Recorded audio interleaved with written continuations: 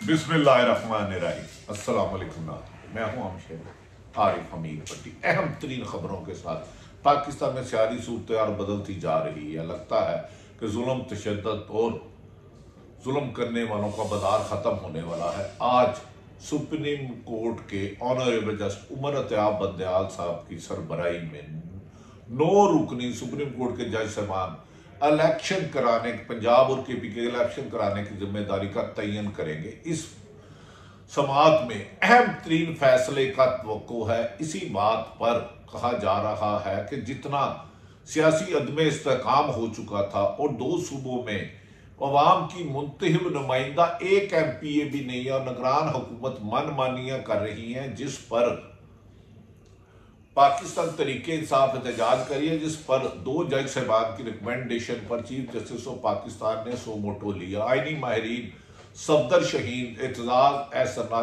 का सो मोटो लेना और उस बेंच को बनाना सिर्फ और सिर्फ सुप्रीम कोर्ट के चीफ जस्टिस का अख्तियार है। इसमें कोई मुदाखलत नहीं कर सकता। नाज़रीन, कभी इम्कान है कि तमाम PDM की जमातों को नोटिस भिजवा दिए गए हैं, जबकि इमरान खान ने कहा कि मैंने मौजूदा हुक्मरान के 40 साल से मुसल्लत हुक्मरानों को सियासी जद्दोजहद कर कर और उनके जालिमों का मुकाबला करके इलेक्शन करवाने की स्टेज पर अवाम को बेदार कर दिया है। अब हुकूमत का जुल्म सितम किसी भी तरीके से इलेक्शन को रोकने में कामयाब नहीं होगा। उन्होंने कहा इम्पोर्टेड हुकूमत के ही निगरान हुकूमतों को चला रही है। हमारे बदतरीन मुखालफों को, जोड़ तोड़ करने वालों को, खरीदो फरोख्त करने वालों को निगरान हुकूमत में शामिल करना जमहूरियत की नफी है। इमरान खान ने कहा कि आइन वादिया तौर पर कहता है कि आप किसी शहरी की इज्जत को पामाल नहीं करते, लेकिन मौजूदा इम्पोर्टेड हुक्मरानों ने जेल बरो तरीक के पुरअमन सियासी रास्ते में जुबर, जुल्म और ज्यादती की ऐसी मिसालें कायम की हैं जो ज़ियाउल हक और मुशर्रफ दौर में भी नहीं थी। उन्होंने कहा मैं मुशर्रफ दौर में भी नहीं डरा, अब तो अवाम बेदार हो चुकी है। उन्होंने कहा असद उमर सरफराज चीमा, शाह महमूद कुरैशी और दीगर सीनियर क्यादत के साथ दहशत गर्दों से भी बदतरीन सलूक किया जा रहा है। ये वो सीनियर रहनुमा है और PTI के सैकड़ों कारकुन हैं जिन्होंने खुद जेल बरो तरीक के लिए अपने आप को पेश किया कि वो मौजूदा इम्पोर्टेड हुकूमत को के साथ काम नहीं कर सकते, वो इस हुकूमत को जाने का मुतालबा कर रहे हैं। उन्होंने कहा कि असद उमर को अटक जेल, किसी को राजनपुर, किसी को डेरा गाजी, हाँ किसी को मियाँ वाली, ऐसा तो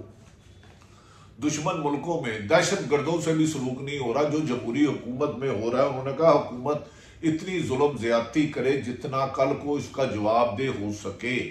इमरान खान ने कहा अगर मैं कातलाना हमले से पुरअमन एहतजाज का रास्ता नहीं छोड़ा तो जेल बरो तरीक में जिस तरह अवाम ने पजीराई दी है और तरीके इंसाफ ने कुर्बानियां दी हैं, ये रायगा नहीं जाएंगी और एक दिन बहुत जल्द अवाम इलेक्शन में हिस्सा लेगी। उन्होंने कहा मौजूदा हुकूमत बुखला चुकी है। बदकिस्मती है कि बैसाखियों के जरिए आने वाली हुकूमत, साजिश के जरिए आने वाली हुकूमत 22 करोड़ अवाम को कभी महंगाई बम मार रही है, कभी सियासतदानों के खिलाफ इंतकामी कार्रवाई कर रही है। इमरान खान ने कहा अब वो वक्त 80 की दहाई नहीं रहा।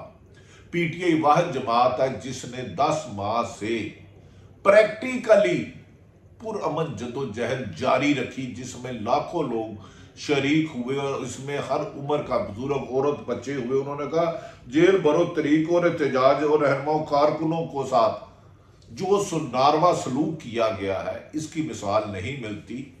उन्होंने निगरान हुकूमत को भी वार्निंग दी कि आपका काम साफ शफाफ इलेक्शन कराना है, ना ये कि जुल्म सितम की आप नई नई मिसालें बनाएं।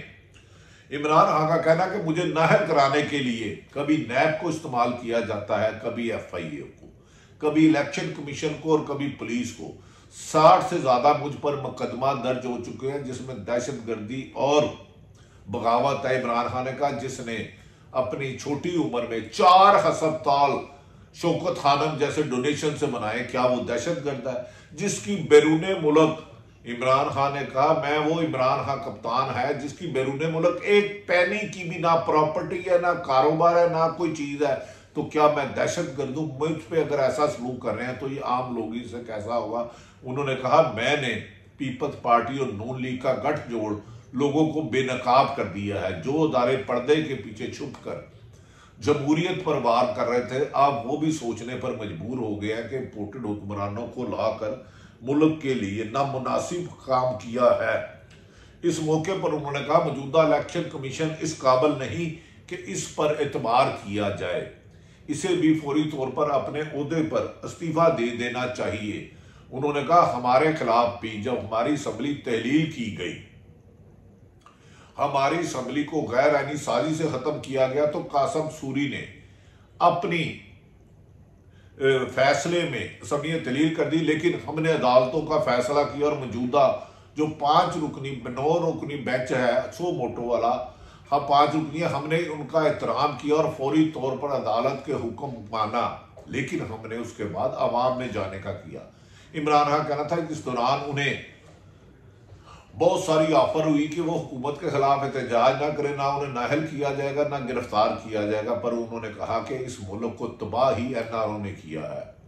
पहला NRO परवेज मुशर्रफ ने नवाज शरीफ को दिया था और दूसरा कमर जावेद बाजवा ने। मैंने अवामी जद्दोजहद जारी रखनी थी, जारी रखी है। उन्होंने कहा कि आइन की तशरीह सिर्फ और सिर्फ सुप्रीम कोर्ट कर सकती है। उन्होंने कहा मौजूदा PDM की चीखें बता रही हैं कि वो सुप्रीम कोर्ट के फैसले को भी नहीं मानना चाहते। इमरान का कहना था इनका माजी गवाह है कि इन्होंने सुप्रीम कोर्ट पर हमले किए, लेकिन हमने अदालतों के मशकूर हैं कि उन्होंने इस गैर आइनी और आइन से तसादम किए जाने वाले फैसलों पर रोल अदा किया। उन्होंने कहा कि मैं तरीके इंसाफ के कारकुनों को कहता हूं कि उन्होंने तशद्दुद का रास्ता नहीं अपनाना। आज रावलपिंडी में बड़े पैमाने पर पाकिस्तान तरीके इंसाफ के रहनुमा और कारकुन गिरफ्तारियां पेश करेंगे। लगता है कि वाकई ही इमरान खान ने जो कहा था कि हुकूमत की जेलें कम हो जाएंगी, लाहौर और पेशावर में गिरफ्तारियों के बाद रावलपिंडी में अवाम का इमरान खान के मुताबिक, जब इस मौके पर फवाद चौधरी ने कहा मौजूदा हुकूमत न सिर्फ आइन शिकनी कर रही है बल्कि मुल्क दुश्मनी भी कर रही है। माशी सूरत हाल इनसे संभाली नहीं जाती, खारजा पॉलिसी इनसे चलाई नहीं जाती, इंतकामी कार्रवाइयों और अपने मुकदमात खत्म कराने पर तुली हुई है, लेकिन हम इलेक्शन करवा कर आईनी हक इस्तेमाल करेंगे।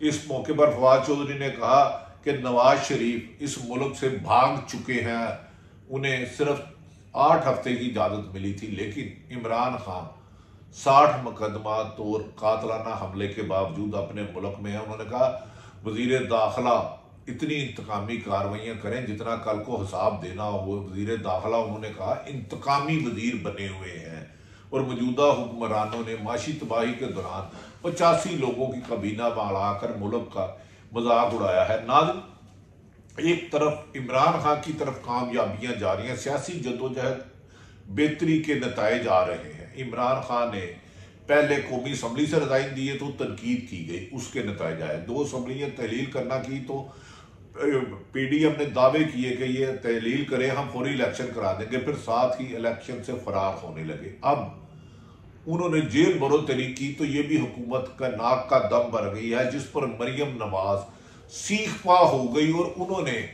सुप्रीम कोर्ट में जो जज साहिबान केस सुन रहे हैं उनका नाम लेकर सख्त तनकीद की, ऐसे नामुनासिब अल्फाज इस्तेमाल किए और ओपन कह रहे हैं कि ये 2 जज साहिबान हमारा केस ना सुने, हम इन्हें नहीं छोड़ेंगे। मरियम नवाज की गुफ्तगू ने साबिक आर्मी चीफ कमर जावेद बाजवा, साबिक DG ISA फैज हमीद, साबिक चीफ जस्टिस आसफ सईद खोसा, साकिब निसार साहब और मौजूदा अदलिया के जज साहिबान पर भी सख्त जुमले कहे। उन्होंने कहा ये अपनी जिम्मेदारियां पूरी नहीं करते और PDM बेंच पे भी एतराज कर रही है। नाज़रीन, हैरत वाली बात है, जिस जमात ने सुप्रीम कोर्ट पर हमला किया हो, क्या वो चीफ जस्टिस को डिक्टेशन दे सकती है? आप सो मोटो लेना नहीं, ये तो सुप्रीम कोर्ट के चीफ जस्टिस का अख्तियार है। बेंच में उन्होंने कौन से जज साहिबान शामिल करने हैं, कौन से नहीं करने, ये प्योर उनका इख्तियार है। याद रख लें, जब भी किसी भी मुल्क में मावरा आइन काम हो, कोई नाइंसाफी होती हो, तो हर शहरी का हक है कि वो अदालतों से जाके रिलीफ लें, क्योंकि अदालतें आइन और कानून के मुताबिक काम करती हैं, वो दबाव में नहीं आती। मरियम नवाज, इमरान खान ने कहा है कि मौजूदा हुक्मरान मुकलाहट का शिकार होकर अपनी नाकामी और अवाम ने जैसे ही ने मुस्तरद किया है, मरियम नवाज की सियासत दफन हो गई है और खुद मुस्लिम लीग नून की जमात के सीनियर रहनुमा मरियम नवाज की क़यादत में काम नहीं करना चाहते। तो अब मरियम नवाज ने अवाम में वर्कर कन्वेंशन में नाकामी के बाद पाकिस्तान तरीके इंसाफ के साथ साथ अदारों पर भी हमला शुरू कर दिया है। और मरियम नवाज ने साबक DGI फैज हमीद, 2 जस्टिस और मौजूदा जज साहबान के साथ अपने पिछले दिनों में अपने चचा पर भी तनकीद करते हुए कहा, मेरी हुकूमत तो नहीं है, जिनकी हुकूमत है उनसे हिसाब रहे। लेकिन उन्होंने अब एक और लफ्ज कह दिया, मैं शहबाज शरीफ को कहती हूं कि फैज हमीद की वाकयात की फिक्र ना करें, इनका सख्त एहतसाब करें। क्या मरियम नवाज साहबा के पास ये आनी अख्तियार है कि वो 100 मोटो में कौन से जज साहबान बैठ रहे हैं, किन्होंने नहीं बैठ रहा, क्या फैसला करना है क्या नहीं करना है, इसको तो कोई भी डिक्टेशन नहीं दे सकता। फैसले से इख्तलाफ कर सकते हैं। बदकिस्मती है कि हमारे सियासतदान, जब मरियम नवाज के वालद साहब को इसी अदलिया ने इजाजत दी थी 50 रुपए के एफिडेविट पर 8 हफ्ते के लिए लंदन जाने की, आज वापस नहीं आए, उस पर नहीं वो बोलती। जब कासिम सूरी पर इमरान खान की तरीके इंसाफ की रिजेक्ट कर दी गई और जिसके जवाब में एक साजिश के तहत इम्पोर्टेड इमरान खान को हुकूमत बनी, उस पर वो तारीफ करती रही। जैसे ही इनके खिलाफ कोई फैसला आए तो ये अदालतों को और अदारों का एहतराम से भी बाला हो जाते हैं। इर्तिजाज अहसन ने ठीक कहा है कि मुस्लिम लीग नून एक दरख्त को पानी नहीं देती, पूरे जंगल को पानी देती है और फिर उससे काम लेती है। नाज़रीन, किसी मुल्क की तबाही और बर्बादी उस वक्त हो जाती है जब उसकी आवाम को अपने अदारों पर एतमाद ना रहे। हमारी ब्यूरोक्रेसी और सरकारी अफसर के बारे में 90% करप्शन और गैर आईनी काम करने की आम खबरें गर्दिश करती हैं और इसमें बहुत हद तक हकीकत भी है। लेकिन आज भी अगर कौम को उम्मीद है तो अपनी फौज से, जिसने मुल्क की सरहदों की हिफाजत की हुई है, और इंसाफ के हसूल के लिए अदालतों से, क्योंकि अदालतें ही सुप्रीम कोर्ट की अदालत के बाद अल्लाह की अदालत रह जाती है।